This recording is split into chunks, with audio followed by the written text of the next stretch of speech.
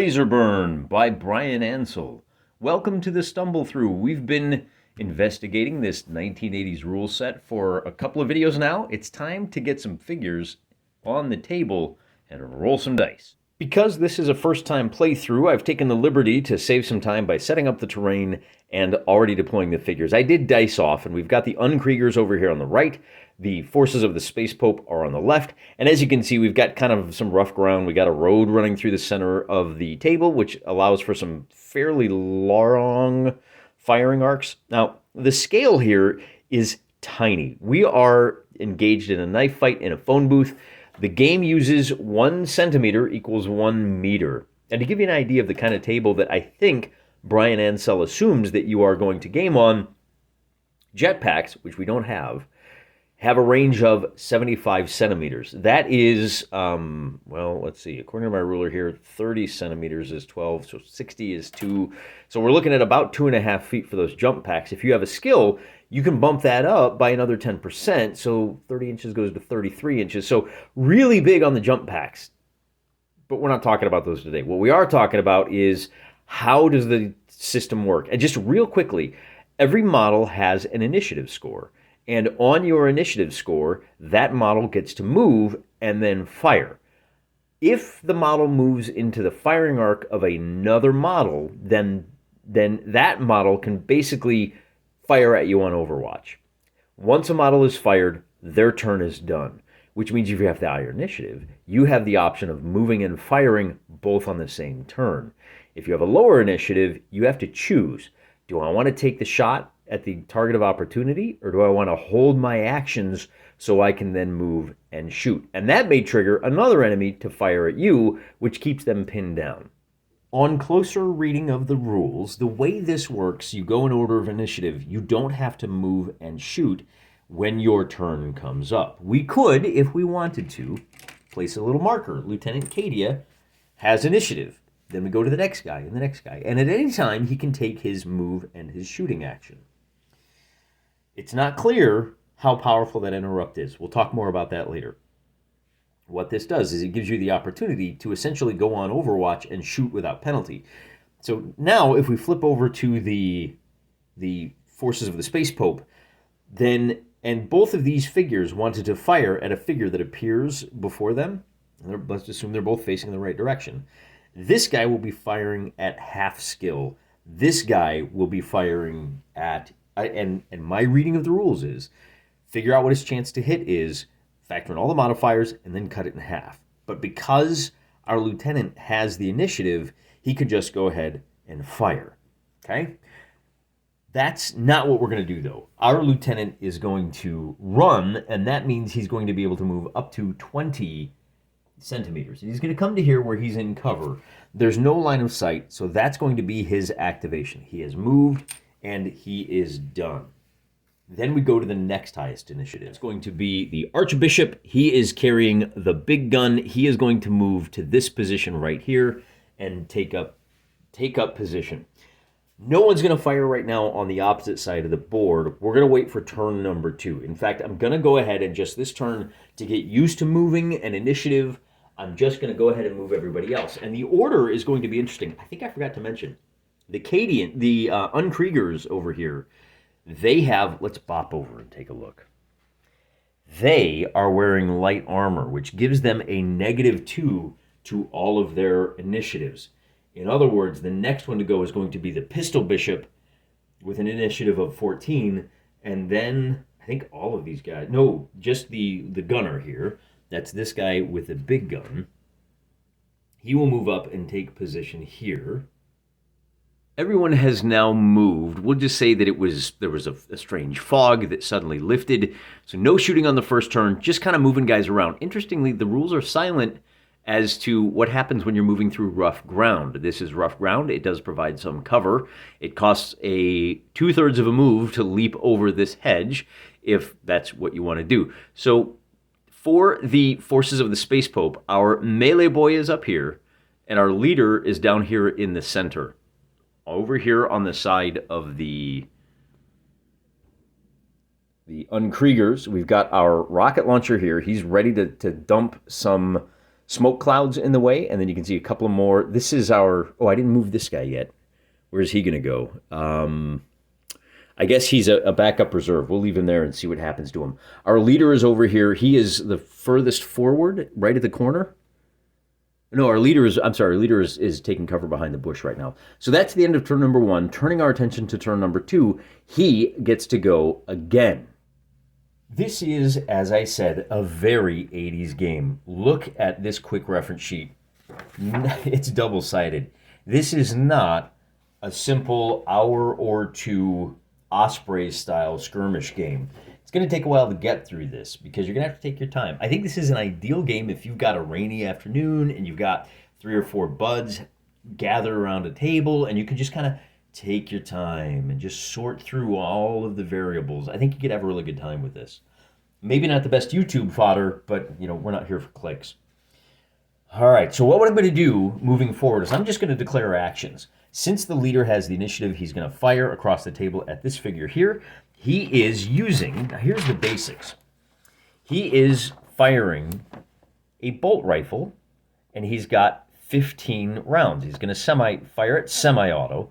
So that means he's going to take 2 shots, and then we have a weapon skill, which is his shooting skill of 180. You must announce whether you're firing single shot, semi-auto, or full auto.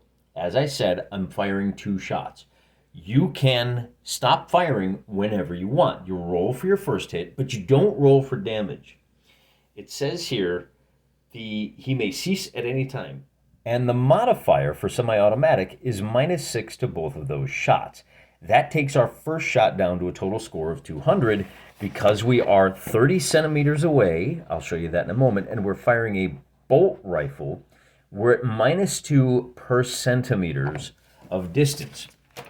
We are 30 centimeters away, so we subtract another 60. That leaves us with a total score of 140. But we also have the target is moving, running, behind cover, -10. So now we're down to 130. And, all right, I warned you this is a stumble through.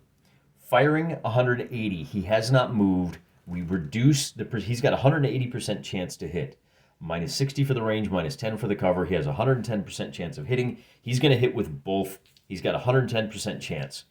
That's why Lieutenant Cadia is a hero. He definitely stands.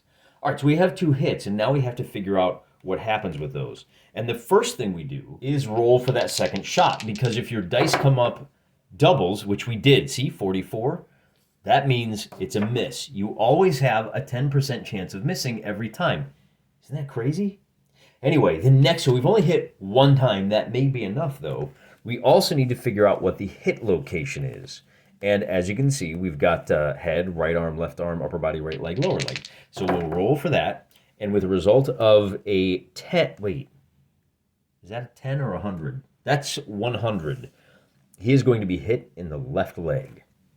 The Archbishop is wearing flak armor, so we have to check to see if the first round that hit penetrates that armor.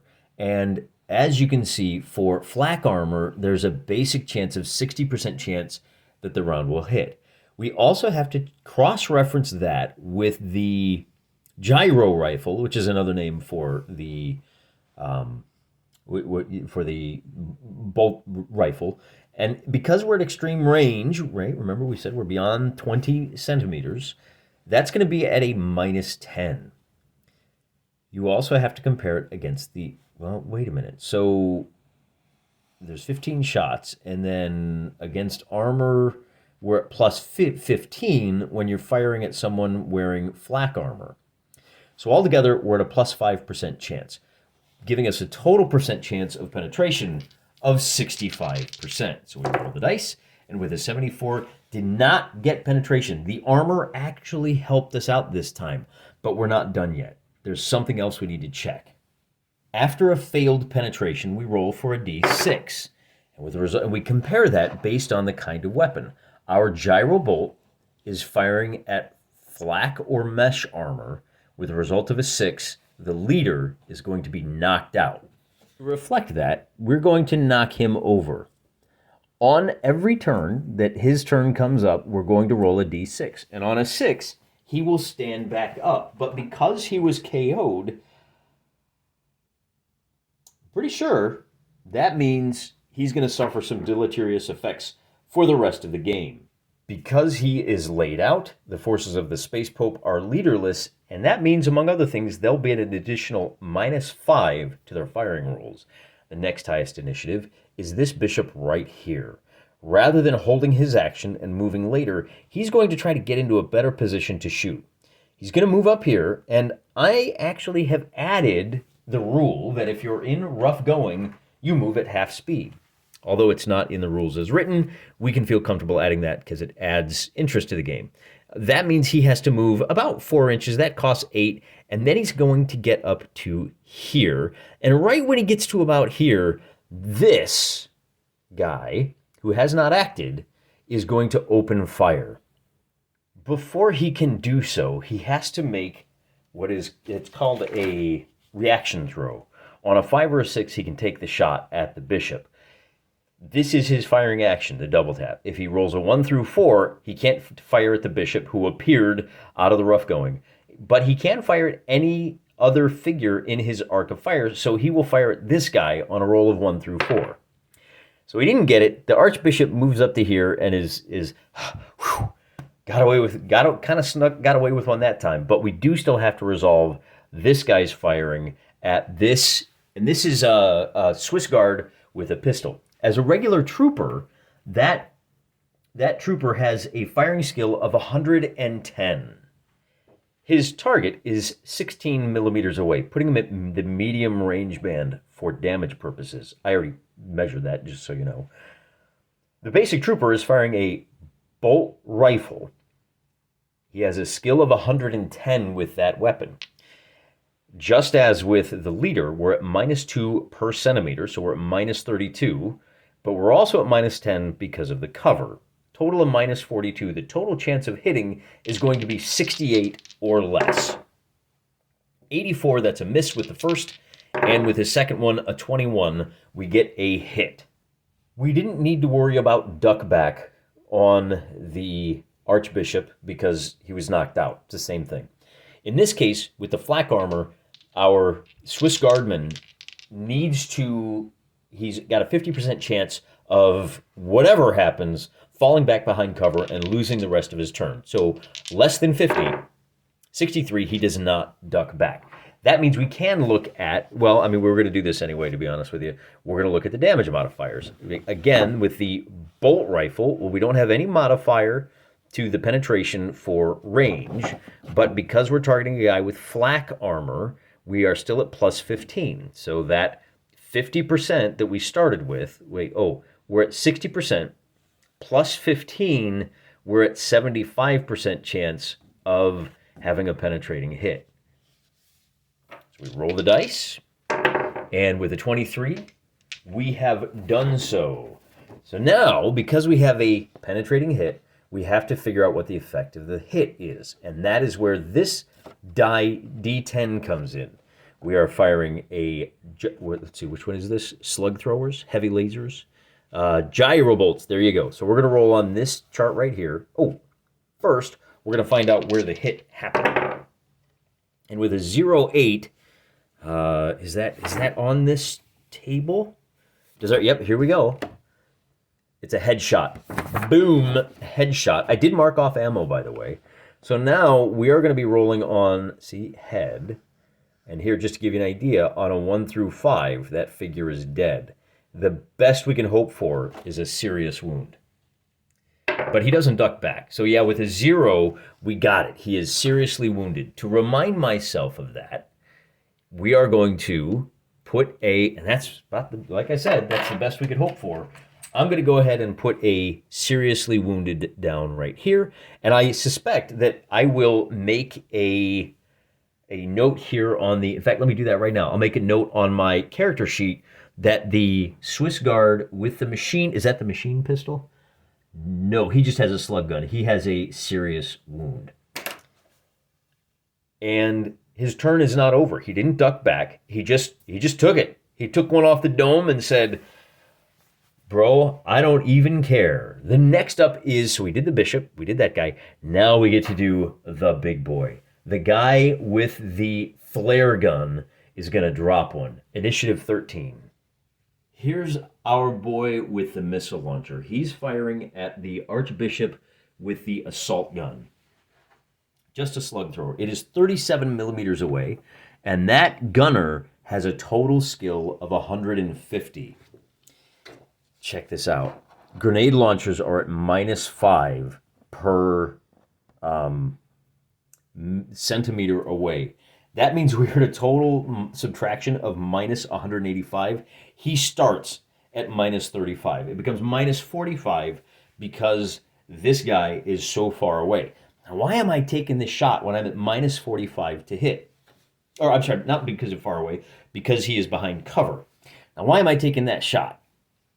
Bear with me, you'll find out. We only have 2 of these poison gas shells. So this is the first one. And he, as I said, he has a -45 chance to hit. The reason is we're going to do a scatter die for the direction and distance. The difference between the score needed to hit and the score you missed by is the distance in millimeters that the shell lands away from its intended target. So basically, I'm going to roll D percentile, add 45, and that's how many millimeters we have to check. So with a 79, and we rolled big. So with a 79, we're going to have to drop it 124 or 12.4 centimeters away from this bishop. And that's okay. We have a grenade variation, which looks a little something like this. So with a 3, we're going to have to drop it 12.4 centimeters to the right as our guy is looking at it. So we check 12.4 to the right, perpendicular to the axis. It's going to land right here. That's poison gas. And it occurs to me that with the next guy to go, and that's it, we're done. At the end of every turn, we roll, and on a 5 or a 6, we should probably figure out what direction the wind is blowing. We're going to call it, it's going to be blowing this way on a 1, 2, 3, 4, this is the long one, so it's 1, 2, 3, 4, 5, 6 for the direction. So with a 5, the wind is blowing due south. If this doesn't dissipate, we're going to add another one. At the end of every turn that you roll a 1 to 4, that chain grows. On a turn where you roll a 5 or a 6, you take off the last one in the chain. Actually, let's take off the first one, right? That'll be the first one to dissipate. And then you start taking them off in the order that you put them at the end of each consecutive turn. Pretty clever, huh? Some interesting design choices in here. It's 3 centimeters diameter, and I think my cotton ball, look at that, it's almost like Brian knew cotton balls were 3 centimeters across. The next order of business is our bishop, who was knocked out. On a roll of a 6, he can stand back up. And on a 4, he does not. So he's just going to lay there and continue dreaming pleasant dreams. Now we come to the sticky bit. What do you do when when guys have the same initiative score? In our case, I think it's pretty easy. Like, we need to come up with some kind of tiebreaker, right? These guys don't have a leader. That means the Unkriegers have better leadership for right now. We're going to give them the opportunity to go first. However, they have to pick one guy that makes his move, and we're going to alternate back and forth for the remainder of the figures. But I wasn't looking close enough, because the guy with the force pike has an initiative of 12. I thought we were down to 8. He is going to race into combat with this figure right here. Now, again, we have a situation where our guy is going to close to point-blank range, and the Unkrieger is going to get to take his double tap at point-blank range if he can roll a 5 or a 6. He doesn't have any other targets, so if he doesn't make the reaction of the 5 or a 6, and he does, so if he didn't, then he would lose his opportunity. We're going to have to do 2 shots at point-blank range to see if this pikeman gets through. The defender has a basic firing skill of 110. He is firing a gyro rifle at point blank range for an additional -5 to 105. His target is moving, that's -10, -30 because he is running as well. So we're at a total of -45. 110 -45 is a 65. And since I'm knocking everything over with those big green dice, let's try rolling some purple dice, see what we come up with. With a result of a 13, we hit with the first, and with a result of a 66, we miss with the oh, it's a double, so that is automatically a miss. We only get one hit. We have to check for duck back, 50% chance. Oh, wait a minute. So 86 means no, we didn't. It's roll under on all of these. However, I forgot to check. This guy has, what do you call it? Survival instincts. He has a 25% chance to dive out of the way before, well, let me go to the rules again. It's a 25% chance of diving out of the way before we work out. Let's see. He will be aware of his danger and may dive or roll if he desires, counting the appropriate reduction in accuracy against any shot fired, and maybe enabling him to get around cover. In other words, he will be able to get into this side of the bush if he wants to. And we've already rolled the 2 hits, so we're not going to do that. But for the record, if he chose to dive instead, then that would cause an additional -40 to the 2-hit roll. We got to eat the 1 hit, and that means checking for, now we rolled duck back, we have to check for hit location, and with a 0-0, you guys remember, that's going to be, oh, you know what, I got to roll 2d10. It's actually going to be a 0-7, so he's going to take a boom headshot, and with the gyro rifle, oh, we got to check for penetration first, don't we? I forgot about that. So it's roll to hit, roll to make an armor check. The gyro rifle at point, oh, you know, I added a -5. I think that second one hit after all. We're at -40 here. Oh, but he's double tapping. That's an additional -6. I forgot about that. Because he's firing semi-automatic, that means we're actually at a 64% chance, so the second one still misses. All right, but now for penetration, flak armor, 60%. We're at point blank range. It's a 55% chance. And then because we are wearing flak armor, that goes right back up to a 70% chance. The flak armor and 99 means it does not penetrate. However, we do still have the effects for after a failed penetration. So the armor didn't work. By the way, the flak and the mesh armor, really good against laser beam weapons. Not so great against anything else. We do have to roll. Now, I said that was a head wound, right? Gyro bolt, we're going to roll a d6. He's knocked over on a 6. No effect on a 1 through 5. No effect. That means our force pikeman is going to be able to get into melee, and now we get to do some fun, hot, man-on-man UFC cage match action. Our basic combat is rolling percentile dice, adding our combat skill, and seeing who gets the higher result. We also need to add some modifiers. I'm going to roll purple dice for the Papist.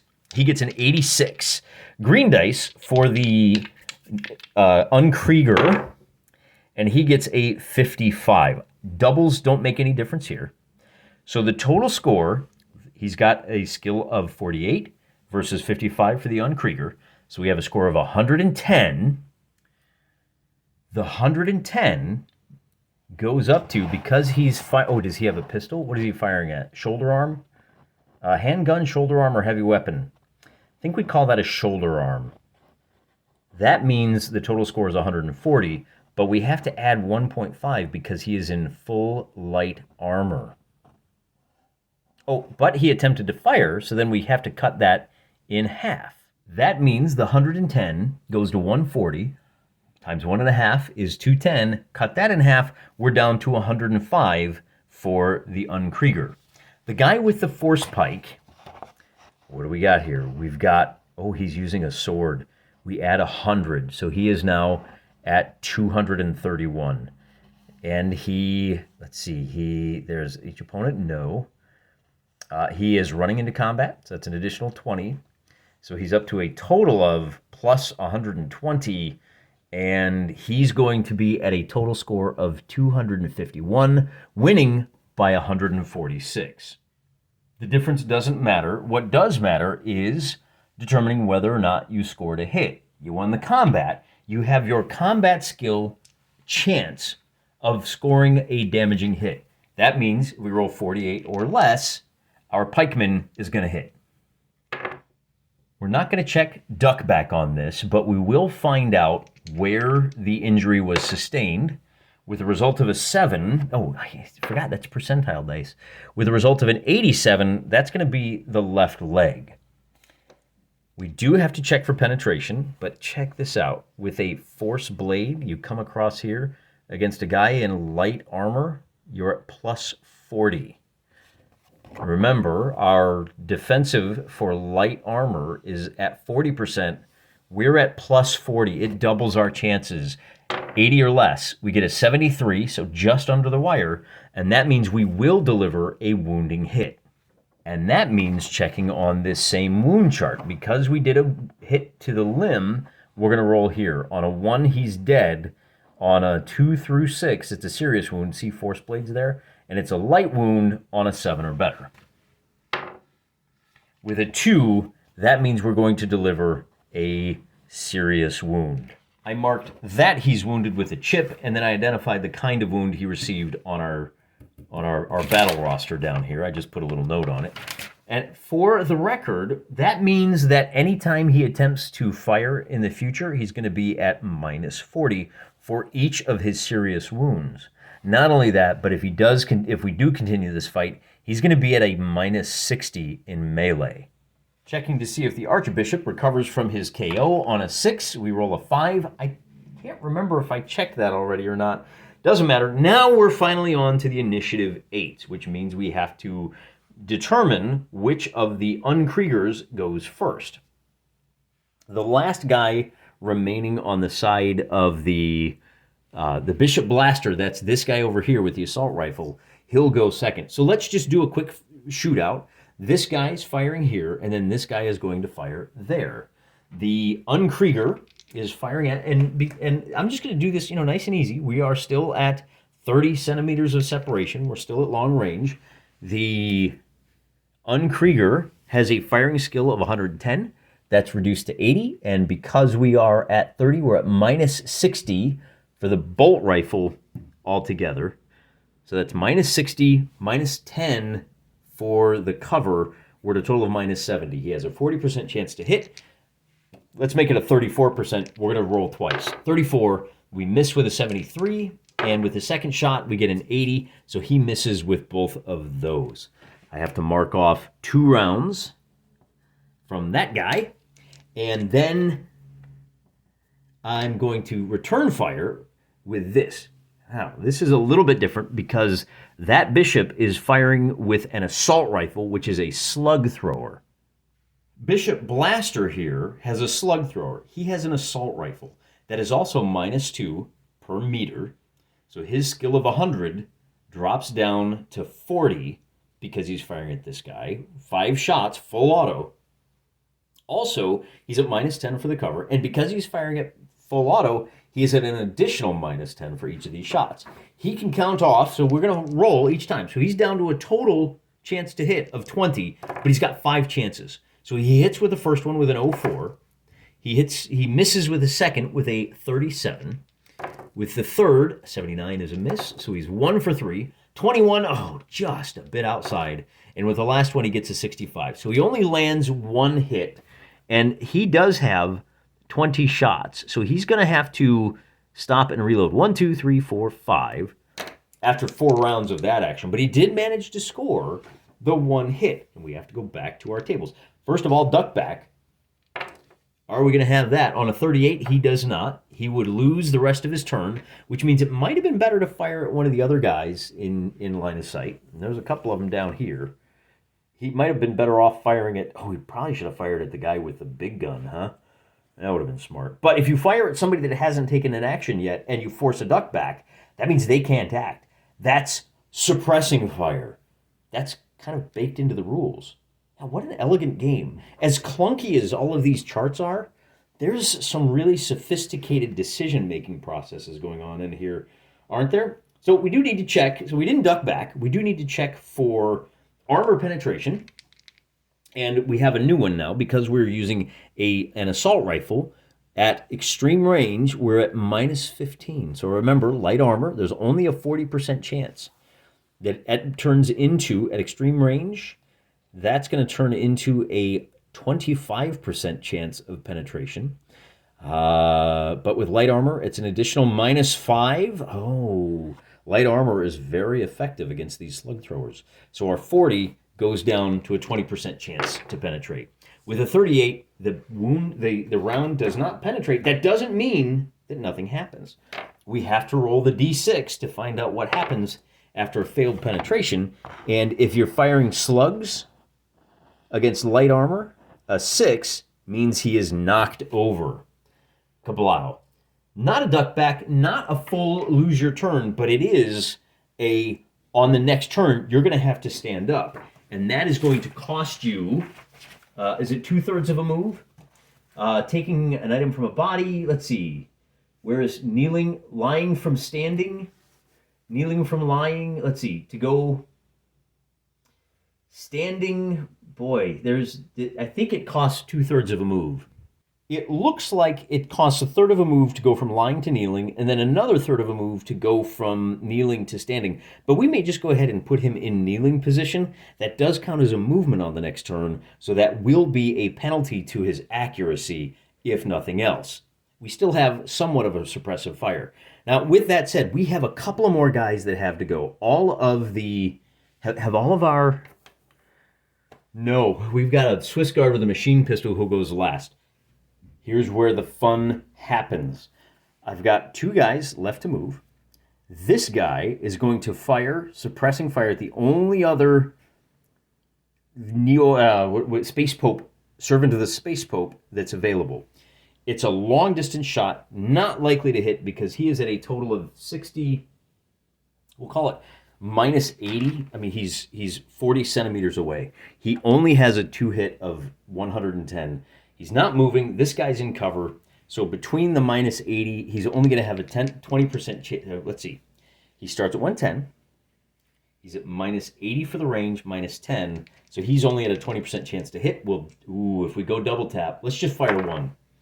And we get a 70, so that's going to be a miss. Then we can bring this guy up, and he's going to run around to here.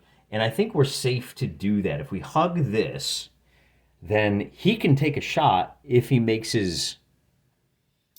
Oh, man, I wonder if that's what we want to do here. We're going to hold off on this guy. Because if this Unkrieger winds up right about there, that'll give us the opportunity. We can jump the hedge for 7. We still have 13. We can get into cover right here. Everybody else has moved, after all. And because we've run, all we can do is shoot. It's going to be kind of a long shot, but this guy left himself wide open. You can move, and you can shoot. Now, again, maybe the smart thing to do here would have been to hold this guy back. You know what? I'm going to wait and see what happens. Not going to take a shot, because if we had, then he would have to declare, and then we could have taken our opportunity fire, if you will. All right, live and learn. The next order of operations is to go ahead and take fire at this guy who is not in cover. And he is going to be 12 centimeters away. With a machine pistol, you have to fire at full auto. He's firing 5 shots. At 12 centimeters, get a load of this. Our little Uzi here is machine pistol, minus 4. We're at minus 48. Plus we ran, which means we're at minus 45. We're at minus 93. Because he's moving, it's an additional minus 15. Because he's firing a slug gun, he's at an additional minus 15. That's a lot of things that apply here. So that's a total of minus 30. He was under fire, so that's minus 45. So let's see, this is 60. Under fire is 75. With the machine gun, that's at minus 90. And with the machine pistol, that's another 48. So he's at a total of minus 138, but he has a skill of 160, which means he is still at a 22% chance to hit. Actually 21, because if he rolls a 22, he misses anyway. So a 90 is a miss, a 33 is a miss. We're looking for anything under a 21 or less. 38 and 81. Was that 4 or 5? I can't remember. I'm rolling one more time. 86. So he sprays, and that is the end of the turn. We check for our smoke. Does it disappear on a 6? No, it does not. That means it expands to block this much. And by the way, the smoke, the interesting thing about the poison gas, the knockout gas, it does block line of sight, which, I mean, maybe it would have been smart to just let our missile launcher drop a line of smoke here to block line of sight so we could send all of the Unkriegers along this way. We're pretty deep into this gameplay right here. I don't know that I'm going to play a full another turn. It should go faster, but I think I've already given you an idea how complicated this game is and how a simple scenario between 6 guys and 7 guys could easily last you a full afternoon. And if you are playing faction-based, Traveler, and you come up with a combat, and you don't want to do combat in Traveler because it's really deadly, it's also fairly simple. If you wanted to upgrade your game to include tabletop encounters and skirmishes like this, I think Laserburn it's a great way to go. There's some real sophistication here. Nothing has changed. Our hero double taps the cardinal back here, or the bishop. Automatic hits in both cases, over 100%. He has a 75% chance of penetration with both of those shots. He gets a 35, and he gets an 81 or an 18 rather. So both of those are penetrating hits. Checking for hit location, we get a 05, which is a headshot, and a 34. Man, these Unkriegers like their headshots, don't they? And a 34, which is an upper body. Checking for the effect of the headshot, we roll a 2, and for the body shot, we roll an 8. The gyrobolt, with a result of a 2 to the head, he's dead. For the record, the body shot with an 8 would have been a serious wound. Either way, this figure is out of the game. The guy with the grenade launcher has the next highest initiative. He's going to hold his fire and wait and see what happens. He'll have another opportunity to act later. I did replace this chip with red. Red means injured. Yellow means hasn't acted yet and is available to do so. The next highest initiative is this pikeman who's going to fight a round of melee combat. He is going to roll a 25, and his opponent is going to roll a 37. This score becomes 125. This score becomes a -7 altogether. He is badly wounded, but he's using a shoulder arm. That bolt rifle, I'm assuming, is a shoulder arm, which kind of saves him. Even though he's got the light armor ×2, you're into the negatives. It's not going to do you any good. So we have a 48% chance to hit, and with a 34, that will be another hit with the power axe. And do we roll for penetration on that? We do, 40% chance, but because we have the power blade, that becomes an 80% chance. 45 means we do a wounding hit. We check for hit location with a 06. That's going to be in the head. And then we roll a d10. And with a result of a 3 with the power blade, a result of a 3 in the head is dead. So this guy goes out of action. That power blade might be these guys' saving grace. We are going to, this has kind of been bouncing around. He is still in cover for purposes of firefight. You'll note that there is an Unkrieger down here. In the meantime, this guy with a serious wound can take a shot at the leader. Now again, he's going to need a really good roll. 72 is not going to do it. He's going to miss with his little pistol. And that's really going to be it for him. He's got an initiative of 10, so we are down to the initiatives of 8. Once again, we'll let the Unkriegers go first. And to that end, we'll pop this guy up. Now that does count as movement. So he is going to remember, if he fires, he's going to be at half skill to hit this guy. I'm thinking, stand him up, stand the Unkrieger up to lay down some covering fire so this guy can get out of the way. That forces this guy to choose, do I eat the bullets or do I wait my turn? But remember, he has a lower initiative, so if he waits, this guy will get into cover anyway.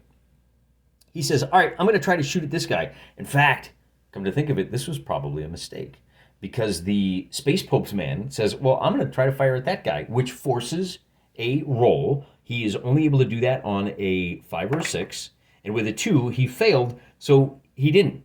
He's not able to interrupt this guy, which means he can direct his fire over here instead.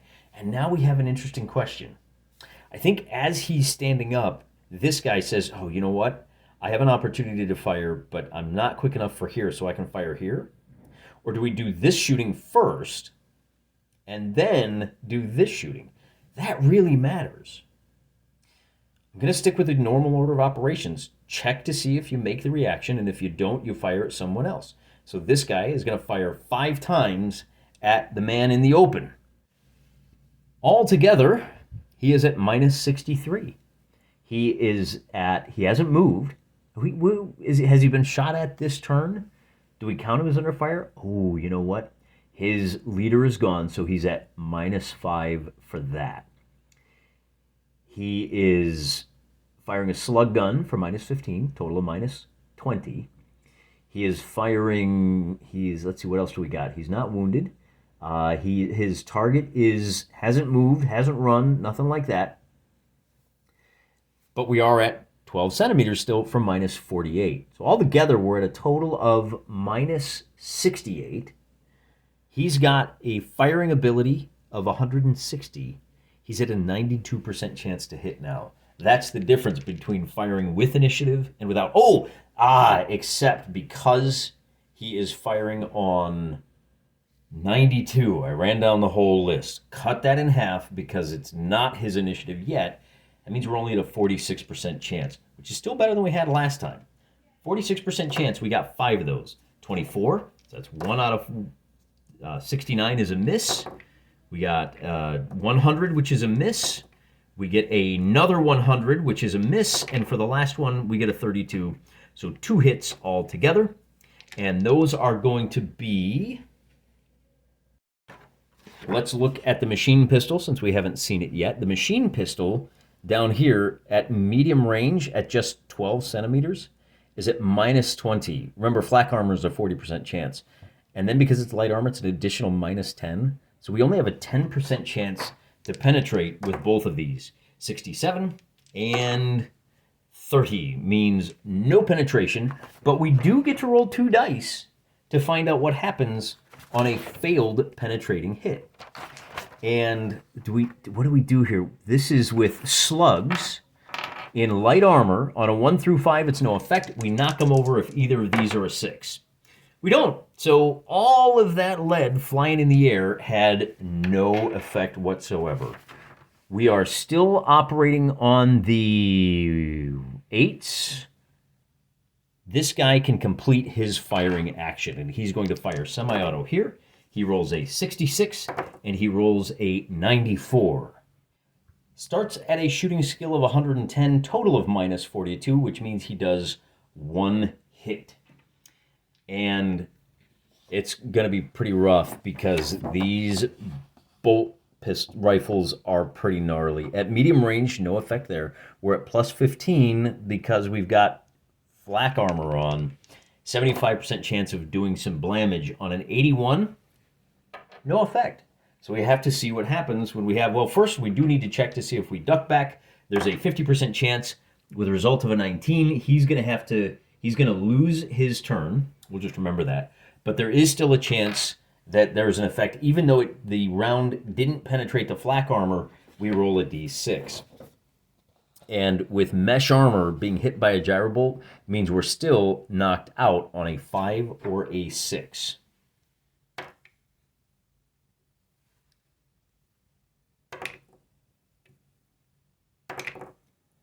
And we get the 6, which means this guy is going to be knocked out. That will be the 3rd member of the party. We've got knocked out and 2. Well, actually, I should probably knock him over, shouldn't I?